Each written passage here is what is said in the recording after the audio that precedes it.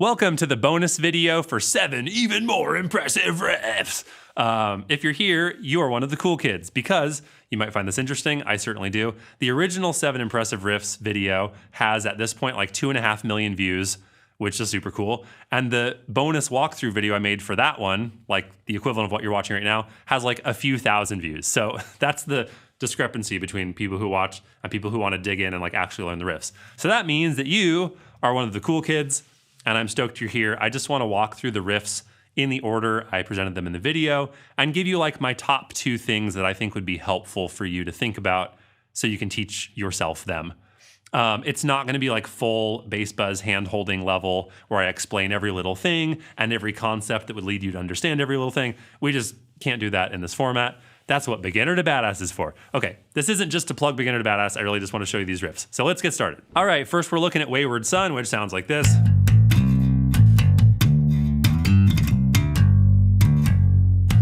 So cool. Few interesting things about this. This is a very intuitive sounding riff, you know, like ask any normie in the bar to hum this tune. Like it just makes sense, right? But if you actually break down the rhythm, it's really weird. Like, do you notice there are only 3 bars in the sheet music? Like, where's the 4th bar? Most things have 2 bars or 4 bars, not 3 bars. So that's super weird. And if you look at the phrasing in the first 2 of those 3 bars, there's even more weirdness. So think of this as a phrase, right? That's kind of like one musical idea. Now think of this as the next phrase, and then the final phrase in those 2 bars, so the first phrase, is actually 3 beats, 1 and 2 and 3 and then the next phrase is 3 beats, 4 and 1 and 2 and then the final phrase is 2 beats, 3 and 4 and. So we've got 2 bars where we have a 3 beat, and a 2 beat phrase, which is weird. And then we have a 3rd bar tacked on, and like somehow it all makes sense. I just think that's fascinating. It's a really cool, I'm gonna be clearing my throat occasionally in this video. I hope that's fine with you. I think this is a really cool example of how you can use sort of nerdy rhythms, but still make it really musical, and it doesn't sound like math, Meshuggah mayhem, you know? Not that Meshuggah's not musical, I love Meshuggah. Okay, anyway, so fingering on this, use your rock fingers, super easy. So you're either in your 3rd fret, 5th fret position, or you're in your 5th fret, 7th fret position, and just move between the 2. You don't need to do any big, you don't need to do this, that's horrible. Okay, so pinky, index, slide up. By the way, when you see that little sign in sheet music or tab, that's like indicating a slide where you come from in the slide doesn't really matter. Because when you notate a slide, it's saying start here and go to here, and that's what a slide is, which is like a straight line between 2 notes. When there's not a real starting note or a real ending note, and you're just kind of like, or then we use these little scoopy lines to show that like you should create some movement, but it doesn't really matter where you came from or where you're going. One last thing on this riff, there's a rhythm in here that I do not teach in my Beginner to Badass course, which is that rhythm on beat 4 in the 2nd bar where you see those 16th notes. So the last 3 notes of bar 2, 7th fret, 5th fret, 3rd fret. That's a rhythm I call a reverse gallop.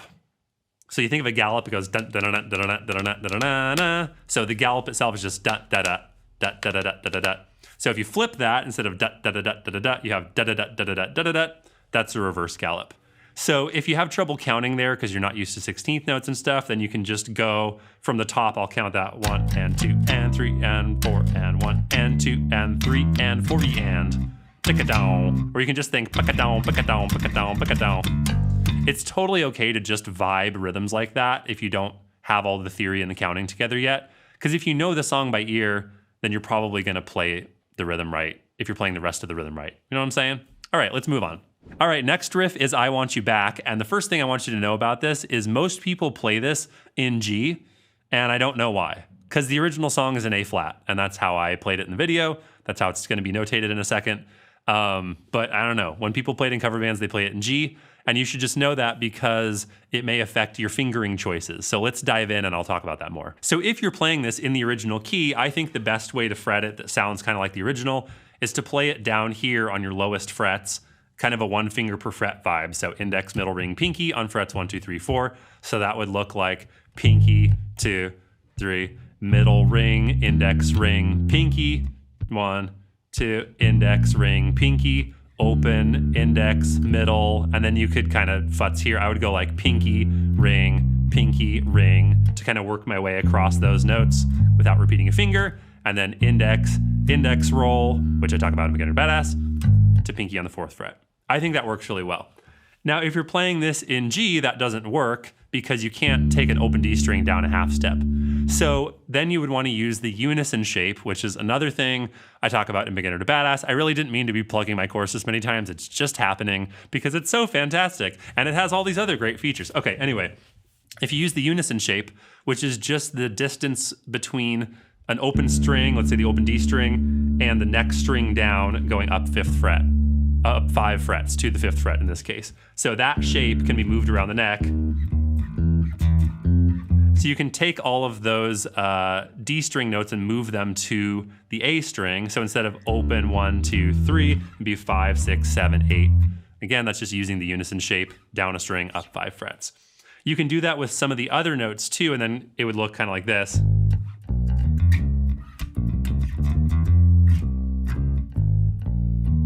So I'm moving this whole thing down a string and up 5 frets with the unison shape. And then maybe I'll take this back to its original position, or I could play it here. And then you're gonna connect 5, 6, 7, 8, and play all this stuff in the same spot. I know I'm going a little fast here. That's totally fine if it's not clicking. But the reason you would wanna know this is if you had to play it in G, this fingering will actually work in that key. So if you ever need to play this in G, just come find this video again and slow that part down and steal the fingering. All right, let's talk about Seinfeld. I'm amused that this made the impressiveness list. Like, I feel like the number of people who know the Seinfeld theme is gonna just gradually decline over the next decades, unless it has some insane resurgence. But it's a really cool theme. And there's a lot of videos of the composer, Jonathan Wolff, talking about like how he wrote it. And yeah, I recommend that if you're like into Seinfeld at all, or you're just into music composition for television. Apparently the network hated this theme and they wanted to scrap it. And Larry David was like, screw you guys, we're keeping it, which is a very Larry David vibe. Anyway, okay, so the thing about this is it was played on a keyboard. It's not a bass riff. So if your friends ever ask you that, you can now tell them the thing that you know. Because of that, he was able to do some bendies in a way that you cannot do bendies on the electric bass. Specifically, so we're fine so far, but then this, he actually bends it a whole step, which is very hard to do on electric bass. I'm almost getting it. But like you can't do it in time. All you can do is a half step, which really doesn't sound exactly the same. And also like the rhythm he bends it at. So expect that part to be hard. And if you're not like a super shred slapper, you might want to use just the main part of this riff to impress people, like skip that part and just go from don't.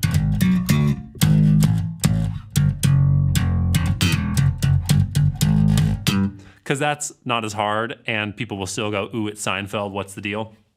By the way, I think I'm going to get fired from YouTube for how many times I said, what's the deal in the original video. What are you going to do? So yeah, this is my best effort at finding a fingering for this, and I still think that those bendies sound pretty crappy.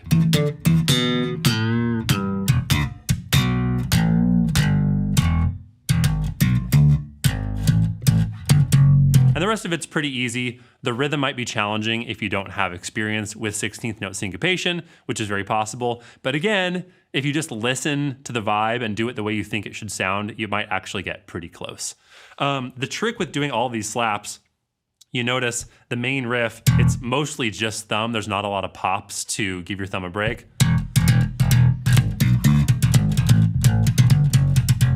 So the trick to getting your thumb to do that is you need to have a nice relaxed thumb. I talk about this in other slap videos, but just real quick, I'll say that it's actually complicated because if your thumb is too relaxed, it'll just flop around and you can't slap the bass. So you need enough tension to hold it up, but you need it relaxed enough that when you bounce off the string, it's not like gripping. Because if my thumb is this tight, I'm gonna get tired really, really fast. If you're doing the strike through thing, That's okay too, but that's just not how I talk about the slap technique. Last thing on Seinfeld, this is a highly improvisation-friendly bass line, so you don't have to play it exactly as written every time. You really just have to get the like, down, down, down, down, down, down, down, down, down, down, down, down, down, down, down, down. But you can like fill in the space around it more. You could actually make this a lot more impressive if you did that, like something like.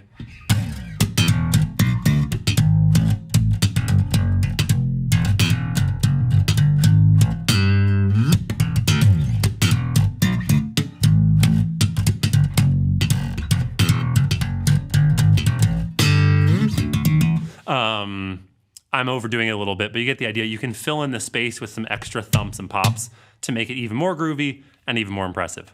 Let's move on. Okay, Sweet Emotion. This is such a dope riff. Like I said, Tom Hamilton actually got a writing credit for this. And so many bass players don't get writing credits for their dope bass riffs. And it's like kind of criminal, but what are you gonna do? Anyway, so this is just one of a number of cool riffs in this song. I recommend learning the whole thing. This is actually probably the hardest one, but there's also, which is very similar to that Wayward Son riff we just did. And there's also,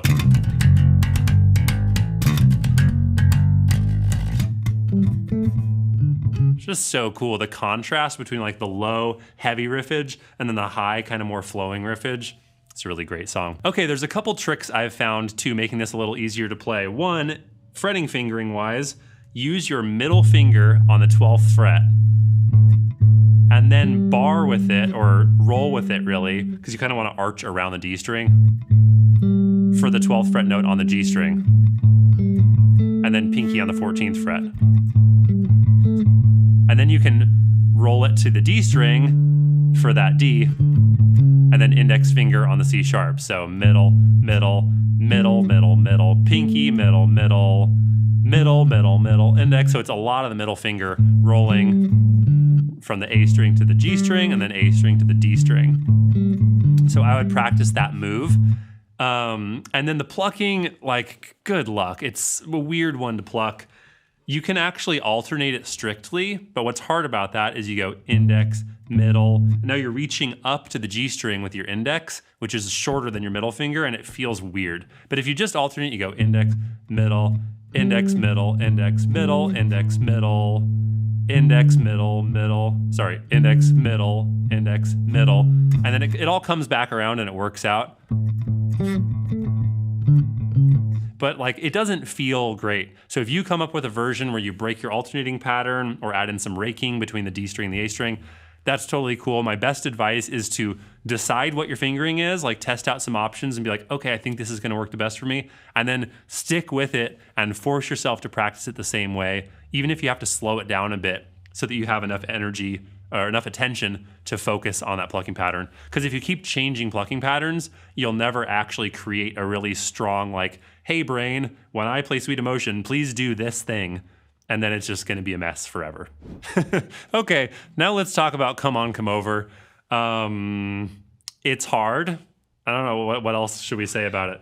First of all, roll to your bridge pickup a little bit, because otherwise it's not gonna quack. That's not so great. Bridge pickup. That sounds better already.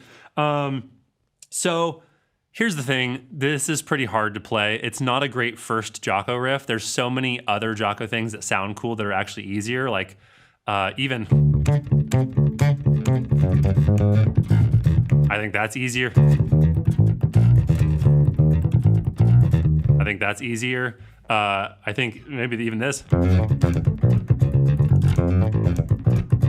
Like all my favorite Jocko licks, I think are easier than.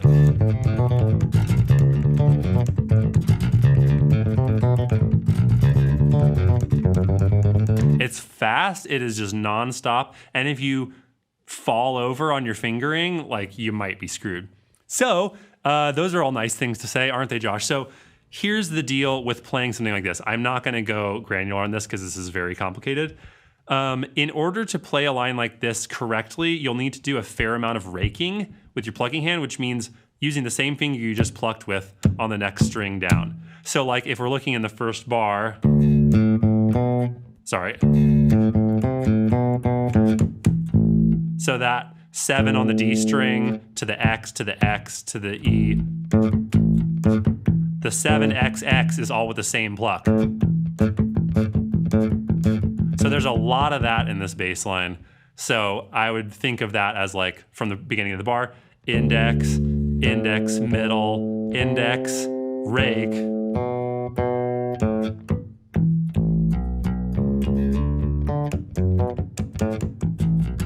Like almost half the line is raking, and that's how you get the like constant line of notes thing that I just messed up a little bit. The fretting hand is not that hard. It's basically just D Mixolydian scale, which is like a D major scale with a flat 7. And then leading up to the D. The hard thing is really the plucking. And if you want to learn something like this in detail, really my best piece of advice is to go very slowly and be very patient and take it one bar at a time. So a great way to get more comfortable doing this kind of thing before you actually dig into this riff is to just get used to going thumb, pop, kind of get some octaves ready, but don't actually play them. And then play with different patterns of actually playing those notes versus just playing them as ghosts. So if I'm starting with just like thumb, pop, maybe every 4 I'll do a real note.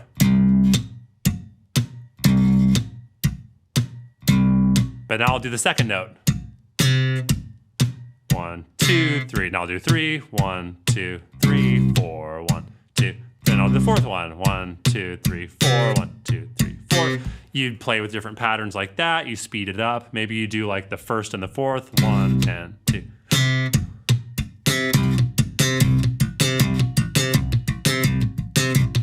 And even just that little pattern, thumb, ghost, ghost, pop.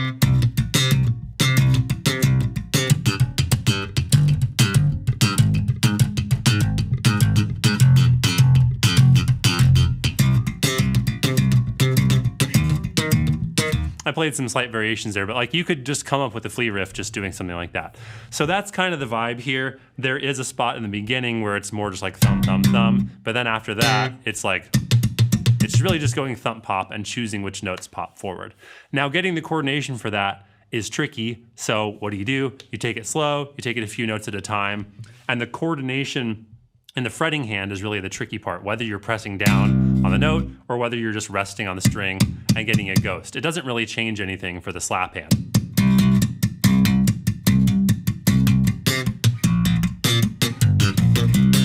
Okay, so just brushing past the fact that I effectively taught you nothing on that last riff, and I'm sorry, let's talk about Higher Ground. So this, I think, is an easier riff than Dark Necessities, except for the fact that it's in 12/8 time. And how much time have you spent practicing in 12/8 time with your slap technique? Maybe not that much. So I think this is the main reason people struggle with this, is it's like maybe their first slap riff, and all they've tried doing is going like 1 and 2 and 3 and 4 and then all of a sudden it's like 1 and 2 and 3 and 4 and. It's a totally different coordination thing because now everything is in groups of 3, 1 and 2 and 3 and 4 and so you just need to practice those patterns. Now, couple things. First of all, if you think of this in 1 beat groups, then you'll make it through more successfully. So just think 1 beat. And now try 2 beats.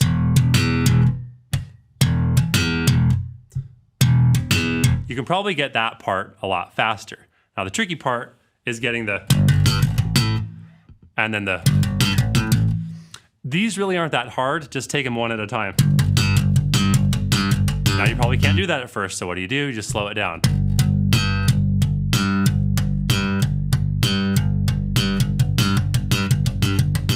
And then same thing with thumb, pop, thumb, take it as a 1-bar pattern, slow it down, put it all together and you have Higher Ground. And my Mac is telling me it has low battery and I'm panicking. Oh, it's 10%, that's fine. Okay, 2 things that'll make this easier to learn. Number 1, take it in 1 beat increments. And by 1 beat, I mean like 1 and or 2 and like a long beat of the 12/8. So first of all, that would just be going 1 and 2 and 3, 4 and 1 and 2 and 3, 4. If you can do that, then you're already, I don't know, 1/8 of the way or 1/4 of the way there. Let's say you're 1/4 of the way there. And then you would try beat 2, 1 and 2 and 3 and a 4 and a 1 and a 2 and now let's try putting those together. 1 and a 2 and a 3 and a 4 and a 1 and a 2 and a 3, 4 and a. You can take that slower if you need to, but that part's not that hard, right? Now, the next parts you're going to need to practice more, I'm guessing. I certainly had to practice these a lot. So you got two patterns here. We've got thumb, thumb, pop. And then in the second bar, we have thumb, thumb, pop. And then we change to thumb, pop, thumb. So I would think of those both as patterns you want to get comfortable with on their own. So just practice going thumb, thumb, pop, thumb, thumb, pop. Maybe move it around to some different octaves. Doesn't have to be this bass line.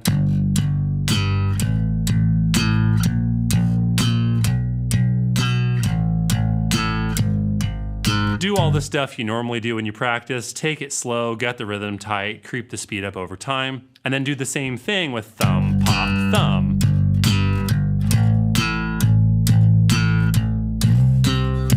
Maybe try a string crossing.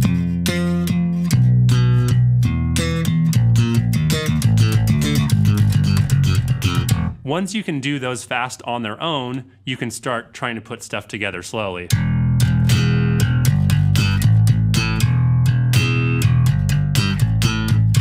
The number one reason people don't play this well is they just want it to sound like the thing right out of the gate without putting in the time. But you got to put in the time slow to really feel where stuff goes and feel the triplet rhythms.